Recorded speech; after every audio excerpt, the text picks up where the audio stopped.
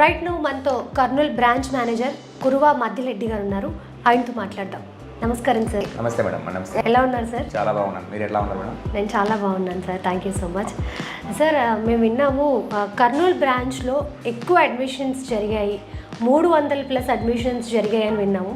ఎగ్జాక్ట్గా ఎంతమంది students join అయ్యారు? అండ్ అలాగే వాళ్ళకి బాగా ఆ మార్వాడి యూనివర్సిటీలో ఏం నచ్చుతుంది, అంటే జాయిన్ అవ్వడానికి ఎందుకు అంత ఇంట్రెస్ట్ చూపిస్తున్నారు?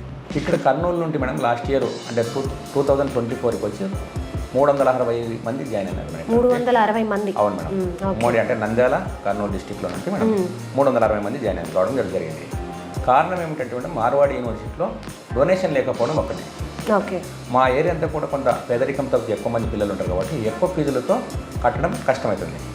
అయితే క్వాలిటీ ఎడ్యుకేషన్ కోరుకుంటారు. అలా క్వాలిటీ ఎడ్యుకేషన్ ఉంటే తక్కువ ఫీజులు ఉండేది ఒక మార్వాడి యూనివర్సిటీ కాబట్టి లాస్ట్ ఇయర్ అంతమంది జాయిన్ కావడానికి ఒక కారణం. సార్ ఆల్రెడీ ఇప్పుడు ఇంటర్ స్టూడెంట్స్కి ఎగ్జామ్స్ కూడా అయిపోయాయి. కొంతమంది అయితే రిజల్ట్స్ రాకముందే అడ్మిషన్స్ కూడా స్టార్ట్ చేసేసారు. సో ఇప్పటి వరకు కర్నూలు బ్రాంచ్లో ఎన్ని అడ్మిషన్స్ జరిగాయి? మేడం లాస్ట్ ఇయర్ కన్నా ఈ సంవత్సరం చాలామంది ఎక్కువగా ఇంట్రెస్ట్ చూపిస్తున్నారు. ఇప్పటికే అడ్మిషన్స్ దాదాపు 20+ అయినాయి మేడం.